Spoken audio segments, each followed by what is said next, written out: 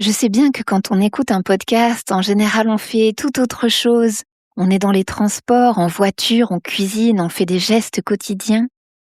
Mais pour cet épisode, je t'invite à prendre le temps. On va prendre le temps ensemble de faire le bilan pédagogique de ton année.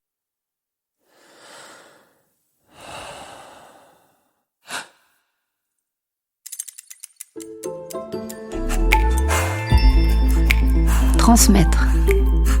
Le savoir-faire invisible qui nourrit les liens humains. Bienvenue dans Pédagogie en mouvement, le podcast dédié aux professionnels du corps et du mouvement. Je suis Anne de Brilly, formatrice investie et grande passionnée par la pédagogie.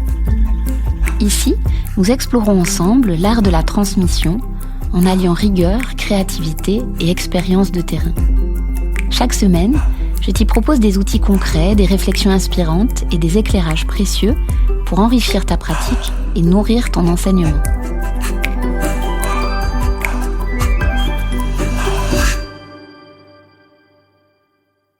Installe-toi confortablement pour cet épisode. Je t'invite à prendre un temps de recul sur toute l'année scolaire écoulée. Et pour prendre ce temps de recul, essaye de calmer le bruit autour et peut-être même le bruit intérieur, même si tu es par exemple dans les transports et que tu ne peux pas changer de pièce. Essaye de prendre un temps pour revenir pleinement à toi, à tes sensations, à ton regard critique aussi, pour pouvoir faire ce bilan pédagogique de ton année. Et si tu le peux, je t'invite même à prendre de quoi noter, un papier, un crayon, un calepin, ton téléphone peut-être, pour pouvoir poser toutes les observations qui vont venir suite aux questions que je vais poser dans cet épisode. Et la première, c'est déjà de poser noir sur blanc la réponse à cette question. Dans quel état tu es ici et maintenant ? Dans quel état tu es au moment de faire ce bilan ? Et il y a peut-être déjà des mots, des sensations qui se bousculent, que tu as envie de repérer, de noter. Pour moi, ça c'est primordial. Toujours, quand on vient faire un bilan, quand on vient prendre du recul sur un fait, sur une situation, en l'occurrence sur ton année d'enseignement, c'est de toujours situer l'observateur, l'observatrice, avant même d'observer quoi que ce soit. Parce qu'en fait, l'état dans lequel tu es ici et maintenant pour faire ce bilan va probablement teinter le bilan que tu vas poser noir sur blanc. Peut-être même que ce bilan, si tu le fais au moment de la sortie de cet épisode, c'est tout début juillet, ça serait pas le même que si jamais tu faisais ce même bilan à la fin juillet, au 15 août ou juste avant la rentrée prochaine. Pourquoi ? Parce que ton état n'est pas le même. C'est pas seulement une histoire de prise de recul pendant les vacances scolaires, mais c'est aussi une histoire d'état intérieur que je t'invite à observer ici et maintenant.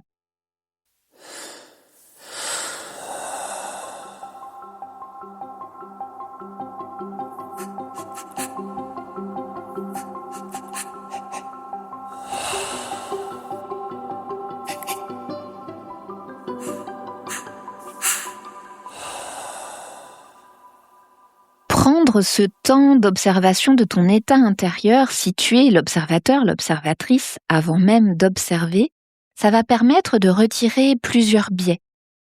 Le premier biais auquel je pense, c'est le biais ou l'effet de congruence émotionnelle. Ce biais-là, il désigne notre tendance à remarquer, à interpréter et surtout à se rappeler plus facilement des informations dont la tonalité, la teinte émotionnelle va correspondre à notre état émotionnel du moment. De l'intérêt, donc, de commencer par observer notre état. Et puis ensuite, je voudrais éviter un deuxième biais qui porte le nom de biais de récence ou l'effet de récence, c'est que on va avoir tendance à se rappeler des dernières choses que l'on vient de vivre, des dernières choses qui viennent de se passer. Et comme tu enseignes, tu dois le savoir, quand tu donnes un cours, un stage, un workshop, un atelier, et que tu demandes aux personnes « Alors, de quoi vous vous souvenez ? Qu'est-ce qui vous a marqué au sein de ce stage, de ce cours, de cet atelier, de ce workshop, etc. » Les personnes majoritairement vont citer ce qui s'est passé dans la dernière heure de cours si c'était un stage de plusieurs heures, dans les dernières minutes si c'était un cours d'1 heure, 1 heure et demie. Et c'est normal, c'est humain d'avoir ces biais-là. de la nécessité aussi, non seulement de savoir situer son état, mais aussi de pouvoir, et c'est ce qu'on va faire maintenant, se replonger dans tout le déroulé de cette année 2025-2026. Et pour ça, je vais t'inviter là aussi à prendre le temps. Remémore-toi à la fois l'état dans lequel tu étais et à la fois ce qui s'est passé à la fin août 2025, il y a quasiment 1 an, 10 mois en tout cas. Comment tu étais à l'orée de la rentrée de l'année scolaire qui vient de s'écouler? Comment s'est passée ta rentrée? À la fois, comment tu te sentais, mais aussi, qu'est-ce qui s'est passé réellement, concrètement? Je reviendrai un peu plus tard dans l'épisode sur une analyse paramètre pédagogique par paramètre pédagogique. On remettra un petit peu d'objectivité dans ce bilan. Mais là, c'est déjà reparcourir ton année. Reviens en septembre l'année dernière et puis tu continues à te remémorer ce qu'il s'est passé dans tes cours, dans ta vie, dans ta pédagogie, à la Toussaint l'année dernière, toute la période entre l'automne et Noël. Toute cette période aussi qui est souvent assez longue quand on est au sortir de l'hiver, en janvier, en février. Et puis l'abord du printemps, peut-être même le moment où il y a les changements horaires, où on sait qu'on va travailler et qu'on va rentrer et il fera encore jour. Et petit à petit, tu continues se dérouler pour te rappeler les mois les plus récents, les semaines les plus récentes, avec à chaque fois une observation de ton état et aussi une observation des faits. Une observation des faits et aussi une observation de ta propre pédagogie. Et tu noteras que dans les questions que je viens de poser, j'ai essayé le plus possible de rester neutre. J'ai cité des périodes, j'ai cité des moments de l'année, des moments de la saison, et j'ai essayé le plus possible en tout cas de ne pas poser trop d'autres questions, de ne pas amener trop de références à l'année. Pourquoi ? Pour ne pas biaiser ta prise de recul, ton analyse. Parce qu'en fait, j'aurais eu envie de dire, comment est-ce que tu as abordé la rentrée l'année dernière ? Est-ce que tu étais plutôt en mode « yes, c'est la rentrée », bon, allez, il faut que je tienne le coup. Comment ça s'est passé concrètement ? Les premiers cours, les premiers contacts, les premiers groupes que tu as eus, les ajustements peut-être que tu as dû faire. Est-ce que tu as senti assez tôt peut-être même que certains contextes allaient te demander ou certains cours allaient te demander beaucoup d'énergie ou que d'autres allaient rouler, être beaucoup plus fluides dans la transmission ? Est-ce que tu as par exemple posé ton cadre comme tu le voulais ? Est-ce que tu sais poser un cadre et est-ce que tu sais quelle est l'étape nécessaire juste après le fait de nommer un cadre ? Est-ce que tu as osé dire des choses dès le départ ? Ou est-ce qu'au contraire, tu t'es retrouvé à rattraper un peu plus tard un cadre qui n'aurait pas été posé suffisamment tôt ? Et puis ensuite, on va regarder l'automne, les vacances de Toussaint. Est-ce que tu enseignes ou pas ? Est-ce qu'il y a des choses qui commençaient à prendre déjà dans l'enseignement, dans la transmission, dans la rencontre ? Est-ce que ça coinçait peut-être ? Et puis, j'aurais eu envie de dire à Noël, parce que je sais qu'à Noël, c'est tout sauf des vacances en général et que quand on reprend en janvier, on est déjà un petit peu sur les genoux. Mais tu vois, en disant ça, je teinte déjà ton expérience. Donc, au besoin, hop, tu avances de quelques minutes. Mais je le sais par expérience personnelle, bien sûr, mais je le sais parce que depuis plus de 20 ans, j'accompagne des professionnels de mouvement de toute discipline corporelle, toutes disciplines corporelles confondues, et je sais pertinemment qu'il y a des moments de l'année qui sont plus difficiles que d'autres, que le mois de janvier, mais c'est le mois le plus long de l'univers. Et qu'en général, la fatigue arrive, que les projets commencent peut-être un petit peu à s'empiler, que nos élèves ne sont plus dans cette énergie de nouveauté qu'il pouvait y avoir à la rentrée, et nous non plus. C'est un moment où on va rentrer un petit peu en général dans le dur. Eh bien, qu'est-ce qui s'est passé à ce moment-là ? Est-ce que tu as gardé des objectifs précis ? Est-ce que tu as gardé ta clarté pédagogique ? Est-ce que tu as commencé à courir peut-être un peu après le programme de tout ce que tu voulais faire ? Est-ce que aussi dans les effectifs de cours, il y a eu des changements ou est-ce qu'au contraire les groupes étaient stables ? À quoi est-ce que tu peux l'attribuer ? Tu vois, ça fait beaucoup de questions qu'on peut se poser et qui vont être nécessaires aussi pour prendre du recul par rapport au rythme de l'année. Est-ce qu'ensuite, au printemps, tu as maintenu par exemple ton niveau d'exigence ou lâché certains points ? Qu'est-ce qui restait non négociable pour toi ? Donc il y a eu le redémarrage de cette année civile, le printemps qui arrive, et puis peut-être vers la fin de l'année, certaines échéances qui se rapprochent. Je sais qu'il y a des personnes qui vont vers des spectacles, de la production, d'autres qui vont vers des examens de fin de cycle, et d'autres personnes qui vont vers tout simplement, et c'est déjà beaucoup, la conclusion d'une année de rencontres et d'apprentissage. Et tu peux là aussi te poser la question, est-ce que tu as accompagné cette dernière partie de l'année comme tu l'as voulu? Est-ce qu'elle s'est bien terminée? Qu'est-ce qu'elle racontait vraiment cette fin d'année? Est-ce qu'elle confirmait quelque chose? Est-ce qu'elle révélait peut-être un problème pédagogique qui serait plus ancien? Est-ce qu'elle est le témoin d'une progression chez tes apprenants-apprenantes? Rien que cette traversée chronologique, elle peut déjà beaucoup changer ton bilan. Parce que l'année, elle n'est pas comme un bloc. On sait très bien qu'il y a des saisons, des rythmes, potentiellement des moments avec des points de bascule ou des endroits où on est vraiment fatigué, où on perd peut-être un peu de l'élan, et que ça peut être aussi saisonnier. Et c'est nécessaire d'aller observer tout ce qui s'est passé dans le déroulé de l'année. Donc, prendre du recul, situer ton état, l'observateur, l'observatrice que tu es, avant même d'observer, pour éviter des biais de congruence. Regarder tout le déroulé de ton année pour éviter cet effet de récence. Et puis, je t'encourage aussi à avoir un autre point de vigilance, c'est distinguer tout ce qui dépend de toi de ce qui ne dépend pas de toi. Parce que je sais très bien qu'en tant que professionnel du mouvement et de l'enseignement, on a, je vais pas dire un métier passion, ça c'était le dernier épisode, mais on a un élan de la générosité, on a des métiers qui sont extrêmement tournés vers les autres, et on prend souvent à bras le corps à la fois tout ce qui correspond à la matière, la discipline que l'on transmet, mais tout ce qui va permettre les apprentissages. Alors qu'en fait, tout ne dépend pas de nous. Alors quand je dis ça, attention, toute proportion gardée, là aussi, il y a des biais. Parce qu'on pourrait très bien dire « Oh là là, mais cet élève, il ou elle n'y arrive pas. Oh, mais il ou elle comprend pas ce que je suis en train de dire. » Et factuellement, ça peut être le cas. On donne une consigne et la personne ne réalise pas exactement ce qu'on veut. Mais ça peut être lié à plein de choses. Peut-être que notre consigne, déjà, elle n'est pas claire et que cet élève-là est le seul, la seule dans la pièce à faire ce que l'on demande sans interpréter notre consigne. Et donc cette personne-là, qui nous agace un petit peu parce qu'elle n'y arrive pas, eh bien c'est le seul, la seule témoin du fait que notre consigne, elle n'est pas claire.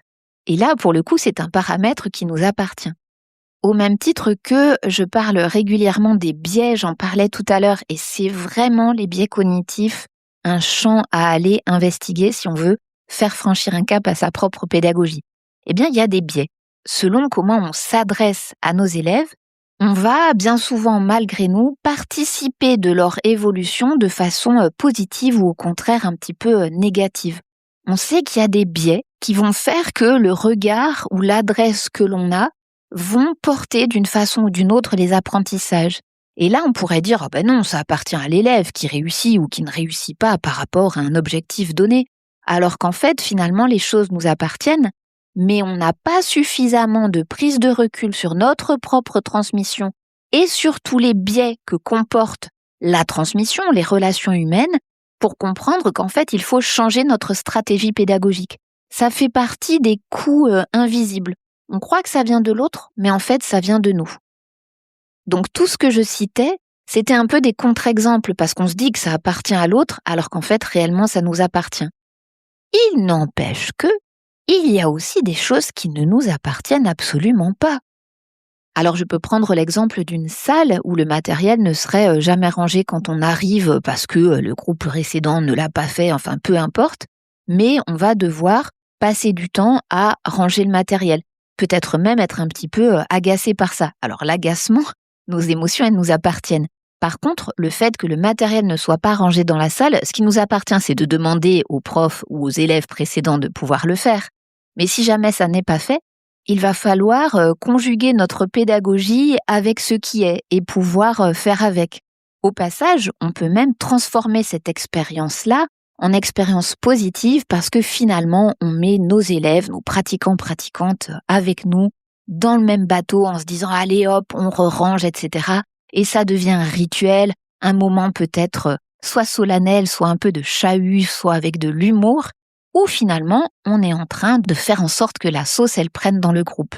N'empêche que, si on a réussi à transformer positivement l'expérience, eh bien les faits premiers ne nous appartenaient pas. Le matériel n'était pas arrangé.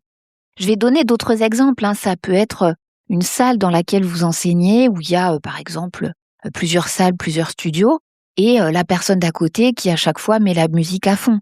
Ça vous appartient pas. Ça peut être des travaux qui ont eu lieu de janvier à mars dans la rue et qui ont probablement perturbé toutes les séances de sophrologie ou de méditation que vous étiez en train de guider.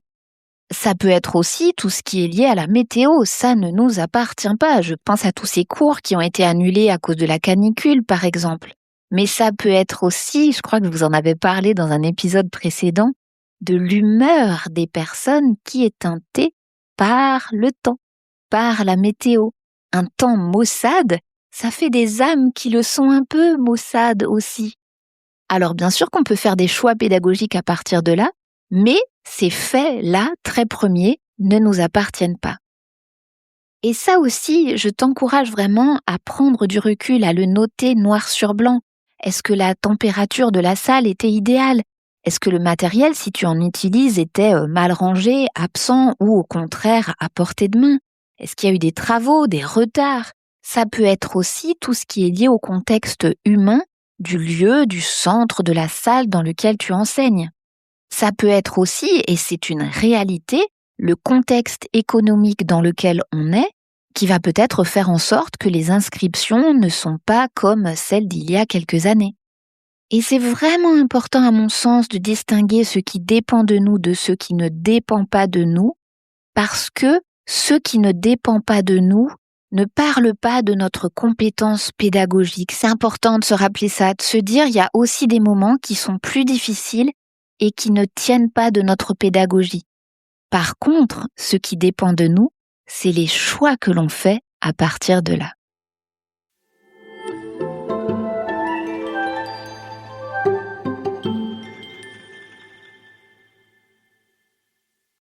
Maintenant que tu as pu poser ton état, que tu as pu distinguer ce qui t'appartenait de ce qui ne t'appartenait pas, je t'encourage maintenant à observer ton année, avec tout ce qui dépend de toi bien sûr, paramètre par paramètre. De pas être sur un bilan global de « Ah, c'était une bonne année »,« Ah, c'était une année difficile avec tel et tel groupe ». Oui, mais il faut savoir pourquoi.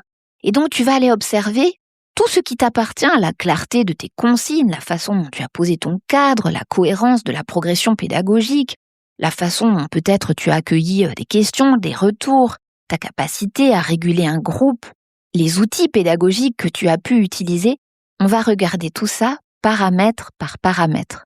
Alors attention, je n'ai pas la prétention de faire une liste exhaustive dans un épisode de podcast. Mais au sein d'accompagnement individuel, au sein de la formation Dynamo, on va regarder la pédagogie à 360 degrés et aller investiguer tous les champs de compétences que demande la pédagogie. Je te donne 3 grands paramètres à aller observer pour faire le bilan pédagogique de ton année. Et pour faire un bilan pédagogique tout court, j'allais dire. Il y a tout ce qui est de l'ordre de la relation humaine. Il y a tout ce qui est de l'ordre du positionnement pédagogique et il y a un champ immense, tout ce qui est de l'ordre des outils pédagogiques, et je vais donner des exemples et te poser des questions pour pouvoir t'aider à faire ce bilan, paramètre par paramètre. Relation humaine, positionnement pédagogique, outils pédagogiques.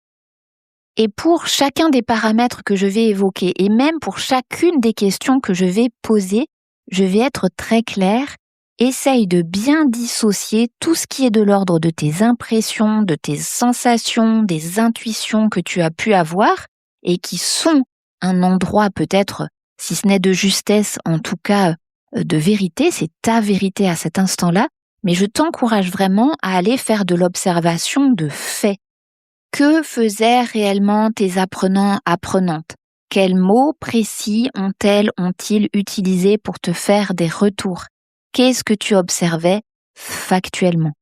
Au sein du grand paramètre relation humaine, on a envie de se dire c'est pas là où c'est le plus simple, justement parce que c'est un peu invisible, un peu flou, etc. Et pourtant, il y a des questions à se poser. Par exemple, est-ce que tu as réussi à installer un cadre clair ? Est-ce que tu as réussi à le nommer? Est-ce que les personnes en face de toi l'ont compris? Est-ce que ça a été accepté? Est-ce que tu as dû revenir régulièrement sur ce cadre-là ou pas? Dans la relation humaine aussi, est-ce que tes élèves, apprenants, apprenantes, pratiquants, pratiquantes, clients, clientes, membres, adhérents, adhérentes, est-ce que les personnes qui te font face savaient ce qui était attendu d'elles? À la fois par rapport au cadre de tes interventions, mais aussi par rapport à la matière que tu dispenses, mais aussi par rapport aux apprentissages. Est-ce que tu as fait preuve, par exemple, de pédagogie explicite, où tu nommes tes objectifs? Je te donne d'autres questions à te poser. Est-ce que tu as posé des limites nécessaires quand il le fallait? Est-ce que tu as réussi à créer un climat de travail qui soit sécurisant, installer de la confiance mutuelle entre toi et chacune de tes apprenants, mais aussi entre tes élèves eux-mêmes, elles-mêmes? Comment est-ce que tu as fait concrètement? Comment est-ce que tu as pu le mesurer concrètement? Quels sont les retours qui t'ont été faits? Tu peux aussi te poser la question, est-ce que certaines situations relationnelles t'ont coûté beaucoup d'énergie ou pas? Pourquoi? Comment tu t'es sorti de ces situations-là? Comment est-ce que tu as géré potentiellement des relations qui étaient plus difficiles, éventuellement des désaccords ou des conflits? Je te renvoie d'ailleurs pour ça aux 3 épisodes, les mécanismes invisibles qui sabotent un projet, j'y donne beaucoup d'outils. Et tu vois que la liste de ces questions, ici dans cet épisode, elle n'est pas exhaustive, mais en tout cas, il y a tout un champ, tout un paramètre à aller investiguer qui touche à la relation humaine. Il y en a un autre qui touche au positionnement pédagogique. C'est plus seulement une histoire de relation, c'est une histoire d'assise pédagogique, c'est une histoire de choix pédagogique. J'ai beaucoup parlé dans des épisodes récents de la lucidité que demandait le fait d'enseigner, mais ça peut être aussi tout ce qui est lié à ton éthique, tout ce qui est lié au biais cognitif que l'on peut avoir dans l'enseignement, à la cohérence que tu vas développer entre ton éthique, la matière que tu enseignes, ce que tu souhaites installer en termes de relations humaines et les outils pédagogiques que tu utilises. Et dans ce grand champ, dans ce grand paramètre lié au positionnement pédagogique, là aussi, il y aurait plein de questions à se poser. Par exemple, est-ce que tu as, pour toi-même déjà, nommé tes valeurs éthiques telles qu'on le fait dans Dynamo? Est-ce que tu les as exposées telles quelles à tes apprenants-apprenantes ou pas? En sachant que moi, je trouve que tout ce qui correspond aux valeurs éthiques, c'est ce qui sous-tend notre enseignement, ça n'a pas toujours besoin d'être nommé comme tel. En revanche, nos valeurs éthiques, elles ont besoin d'être transformées en objectifs concrets en utilisant des outils pédagogiques qui vont être adaptés pour pouvoir transmettre ces valeurs-là. Et ça, c'est tout un apprentissage que je vous dispense au sein de la formation accompagnement Dynamo. Dans les autres questions que tu peux te poser, c'est est-ce que tu as été fidèle à ces valeurs éthiques dans des moments où c'était un peu plus délicat, peut-être un peu plus le feu parce qu'il y avait beaucoup de choses dans les cours, beaucoup de projets, dans des moments de fatigue par exemple, parce qu'il y a des outils pour pouvoir maintenir ces valeurs éthiques, tout ce qui est non négociable pour nous, même dans des moments de fatigue ou de rush. Et je fais un petit clin d'œil aux abonnés, aux membres du labo Corps et Savoir, parce que une des dernières séances en live était consacrée à ça. Comment est-ce qu'on maintient nos valeurs éthiques dans des moments où c'est plus difficile d'être et de transmettre? Je continue dans ce grand champ du positionnement pédagogique. Ça peut être, en te rappelant de toutes les saisons de ton année, te demander est-ce que tu as pris des décisions pédagogiques parce qu'elles étaient pertinentes par rapport au contexte, à un contexte donné, ou est-ce que tu les as prises parce qu'elles étaient confortables? Peut-être confortables pour tes élèves, peut-être confortables pour toi, peut-être les deux. Pour autant, est-ce qu'elles étaient pleinement pertinentes? Prends le temps de ce recul-là. Et il y a d'autres questions à se poser au sein de ce grand paramètre qu'est le positionnement pédagogique. Comment est-ce que tu as assis ton autorité cette année? Est-ce que tu as cherché davantage à avoir raison ou à comprendre ce qui se passait? Est-ce que tu as regardé réellement ce qui se passait ou est-ce que tu t'es fié à ton intuition? Je me permets de rappeler ici qu'il y a plein de biais qui vont teinter notre jugement, notre observation des faits. Il faut aller observer les biais cognitifs liés à l'enseignement. Et tu vois que c'est un champ immense, un champ de travail au long cours qui fait beaucoup réfléchir, travailler sur soi, œuvrer aussi à sa propre lucidité pour faire des choix qui vont être justes, éclairés par rapport à un contexte donné. Et je passe maintenant à tout ce qui est cet immense paramètre des outils pédagogiques. Vous savez, je reste quelqu'un de terrain. C'est bien joli d'avoir une éthique, c'est bien joli d'avoir des intentions, c'est bien joli d'avoir un élan, mais comment est-ce qu'on fait ? Moi, je veux bien qu'on se dise qu'il faut de l'ombre à tel endroit et planter un arbre, mais à main donnée, comme on dit, il faut se relever les manches, prendre un outil et creuser la terre pour pouvoir planter cet arbre au bon endroit. Et creuser la terre pour planter un arbre, on va pas le faire à la main, on va utiliser des outils. Eh bien, en pédagogie, c'est la même chose. On va utiliser des outils. Ta voix, c'est un outil pour transmettre. Les consignes que tu emploies, c'est un outil pour transmettre. Et je le distingue de la voix en tant que telle, parce qu'on peut très bien se servir d'onomatopée et pas forcément de mots pour transmettre. Les feedbacks que tu vas faire, c'est un outil. Et avant ça, savoir lire le corps en mouvement, faire de l'analyse de mouvement, c'est un outil pédagogique. Tout ça, c'est des compétences que l'on a, que l'on est censé avoir. Construire une séance, ça demande d'avoir des outils pédagogiques. Construire une progression à l'année, ça demande d'avoir des outils pédagogiques. Et donc, à l'intérieur de tout ça, là aussi, tu peux décliner les paramètres un peu comme des poupées russes. Donc, la plus grande poupée, ça serait la pédagogie. Ensuite, il y aurait 3 autres poupées. La relation humaine, le positionnement pédagogique, les outils. Et dans la poupée gigogne outils, il y aurait plein de champs tels que ceux que je viens de citer. Et là, on va décliner des paramètres dans les paramètres. Par exemple, ta voix. Quand est-ce que tu as travaillé ta voix cette année ? Est-ce que tu étais confortable ou pas ? Est-ce que ton discours était suffisamment audible ? Je ne parle pas de la précision des mots du discours. Je parle du débit de parole, du rythme de la voix, des décibels. Est-ce que tu parlais assez fort ? Est-ce que tu n'as pas fini des cours à faune ? Observe tout ça. Et puis tes consignes. Est-ce que tes consignes, elles étaient claires ? Et surtout, comment est-ce que tu mesures le fait que tes consignes étaient claires ? Est-ce que c'est parce que tout le monde fait ce que tu demandes ? Je pose cette question-là parce qu'on peut très bien avoir des consignes qui ne sont pas claires, mais des apprenants-apprenantes qui, par habitude ou par interprétation de notre consigne ou en regardant les élèves plus avancés, vont faire ce que tu demandes, même si la consigne n'était pas claire. Reviens à tes consignes.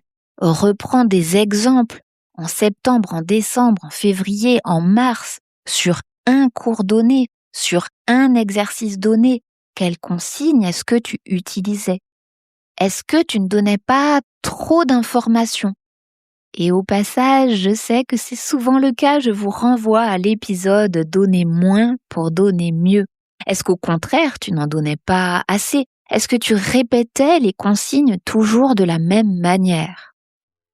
Autre question, la progression. Est-ce que tu as su poser des objectifs ? Quand est-ce que tu posais tes objectifs d'ailleurs ? Est-ce que c'était très en amont de ton cours ? Est-ce que c'était en allant le donner ? Est-ce que tu changeais d'objectif en fonction de ce que tu voyais des personnes ? Moi, j'ai tendance à conseiller d'ailleurs de maintenir un objectif donné, par contre de changer de mode de transmission, de changer d'outil pédagogique pour pouvoir transmettre au mieux le mouvement par rapport à l'objectif que l'on a. Même si c'est vrai que parfois, le contexte fait qu'on doit complètement changer d'objectif. Mais est-ce que tu sais le définir ? Est-ce que tu faisais preuve de pédagogie explicite pour que tes apprenants-apprenantes comprennent les enjeux de ce mouvement, de cet exercice donné ? Est-ce que tu as su construire une progression dans l'année ? Et quand je dis ça, ça peut être aussi bien parce que tu guides des groupes que parce que tu accompagnes des personnes en individuel. Prends un groupe donné ou prends une personne dans tes clients, clientes, élèves et prends du recul sur la progression qu'a eu, je l'espère, ce groupe-là, cette personne-là. Sur quels paramètres le groupe, les personnes du groupe ou la personne en individuel a progressé, ont progressé. Est-ce que tu as su leur nommer ? Et ça ouvre aussi tout un champ de questionnement par rapport au retour, au feedback. Est-ce que tu faisais des retours réguliers? Est-ce que au sein de chacun de tes cours, chacune des personnes présentes a eu à un moment donné ou à un autre un retour individuel? Et il y aurait aussi moultes autres questions à se poser en termes d'outils pédagogiques, ton mode de transmission privilégié, ta capacité à lire le mouvement, à faire de l'analyse de mouvement. Comment est-ce que tu t'es adapté? Quand tu voyais que quelque chose ne fonctionnait pas, qu'est-ce que tu faisais? Est-ce que tu avais plusieurs portes d'entrée, peut-être par le discours ou sensoriel, pour faire en sorte que la personne arrive à l'objectif de ce que tu souhaites transmettre? Autant de questions à se poser paramètre par paramètre. Relations humaines, positionnement pédagogique, outils pédagogiques. Et puis je t'invite aussi à aller investiguer ton année en prenant du recul sur d'autres choses. Les réussites invisibles. Ces petits moments où en fait il y a des choses qui prennent, des choses qui marchent et où finalement on s'en rend assez peu compte parce qu'on est la tête dans le guidon. Ces moments qui sont des surprises, j'allais dire plutôt bonnes, presque même, pourquoi pas, ces moments de grâce où on trouve à l'instant T une solution pour pouvoir se sortir du pétrin. Ça peut être une solution par rapport aux relations humaines, mais ça peut être un outil pédagogique où on se dit « Waouh, là c'est cette consigne-là qui marche. Waouh, là c'est cette façon de montrer le geste qui a permis à l'autre de comprendre. » Et ça souvent, comme on est la tête dans le guidon, on ne le perçoit plus complètement ou alors on l'oublie. Et c'est là où c'est intéressant de refaire ton année. Si tu notes la préparation de tes cours dans un cahier, sur ton téléphone, que sais-je, eh bien reviens à cette prise de notes pour pouvoir te dire quand est-ce qu'il y a eu ces moments-là, ces petits temps de réussite invisible, ces surprises plutôt bonnes, ces moments de grâce, et surtout, note ce qui s'est passé, les choix que tu as faits à l'instant T, les outils que tu as mis en place à l'instant T. Pourquoi? Parce que ces outils-là, ils vont venir garnir ta malle à outils pédagogique. Et c'est comme ça, par l'expérience, que se crée l'expertise pédagogique.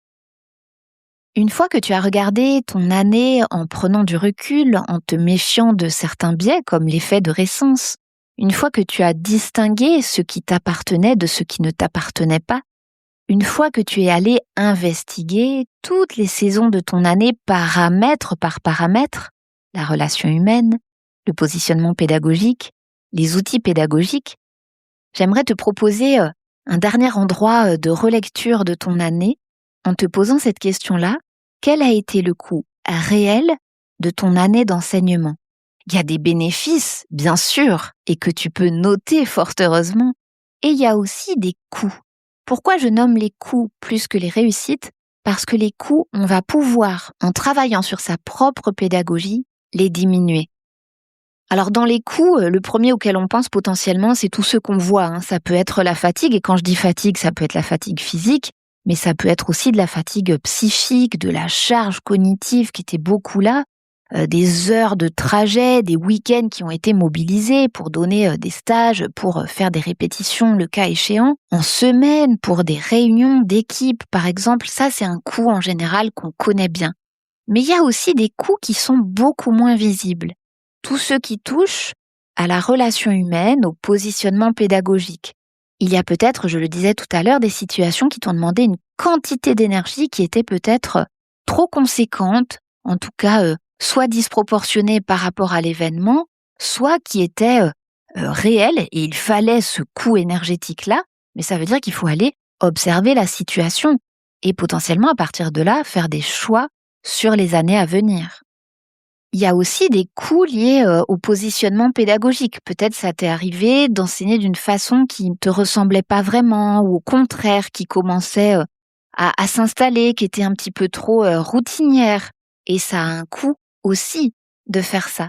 Peut-être que tu as accepté des conditions pédagogiques qui n'étaient pas complètement compatibles avec tes valeurs, avec ton éthique. Il faut pouvoir aller observer ces coûts-là pour pouvoir faire des choix, je le redis, dans l'année et les années à venir. Et il y a aussi un coût lié aux outils. Et ce coût lié aux outils, c'est probablement le plus invisible de tous.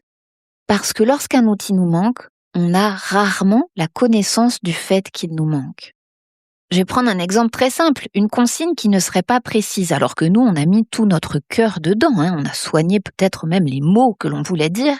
Mais si notre consigne, elle n'est pas claire, nos élèves, potentiellement, ils vont hésiter, tâtonner, devoir interpréter, se tromper, on va devoir réexpliquer, corriger, reformuler, etc.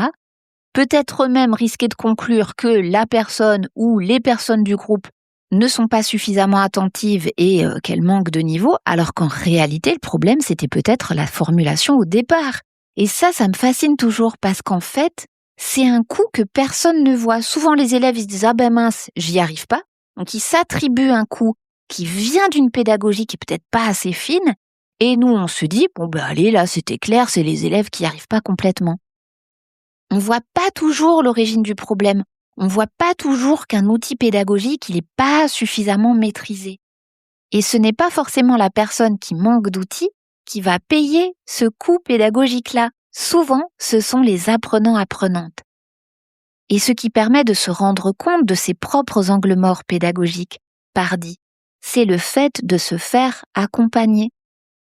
Je vais faire un comparatif entre la pédagogie et le corps.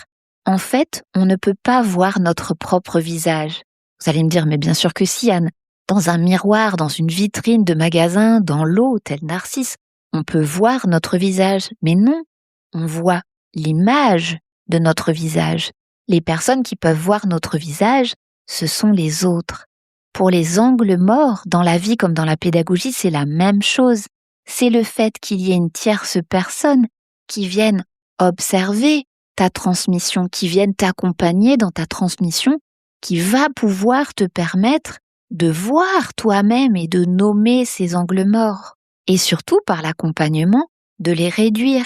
Et donc de réduire ce coût pédagogique que parfois tu payes, et souvent sans même t'en rendre compte, ou que tes élèves payent sans même s'en rendre compte eux-mêmes, sans même peut-être que tu t'en rendes compte toi-même. C'est le regard bienveillant et l'accompagnement qui va te permettre d'évoluer. Et c'est ça que je te propose de faire pendant 4 mois, d'octobre à février l'année prochaine, de pousser un peu les murs du temps et de te faire accompagner dans ta transmission pour pouvoir franchir un cap pédagogique grâce à ma formation accompagnement Dynamo. Et tu vas peut-être te dire « Oh, ça va, la pédagogie, je prends du recul, ça va, je gère tout seul, toute seule ma transmission. » Mais la dernière question que je vais te poser pour faire le bilan pédagogique de ton année, c'est quand est-ce que tu as travaillé sur ta pédagogie elle-même ? Je le redis, quand est-ce que tu as travaillé sur ta pédagogie elle-même ? Pas préparer tes cours, pas échanger avec des collègues pour constituer tel ou tel projet, pas communiquer sur tes cours pour pouvoir faire venir des personnes, etc. Non, travailler sur ta pédagogie, travailler sur la relation humaine, travailler sur ton positionnement pédagogique, travailler sur tes outils. Et tout ça, ça regroupe ta voix, ta lecture du mouvement, les biais cognitifs qui peuvent exister, la physiologie de l'apprentissage et de la mémorisation, la précision des consignes. Quand est-ce que tu t'offres du temps pour travailler à ta propre pédagogie ? Et je ne peux, pour finir, que t'encourager de prendre autant de temps et d'énergie à développer ta pédagogie que celle que tu mets pour transmettre la discipline que tu enseignes. C'est la seule façon de diminuer tous ces coûts pédagogiques invisibles et de faire franchir un cap à ta transmission.